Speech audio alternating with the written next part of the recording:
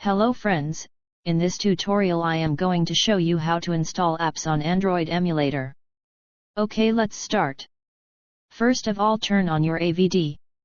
Now copy your app APK file. Now go to your ADT bundle Windows installation folder location and open it. Now open SDK folder, then open Platform Tools folder. Now paste your app APK file here. Now copy the location address of Platform Tools folder. Now open Command Prompt and type cd and paste the folder location here and then hit enter.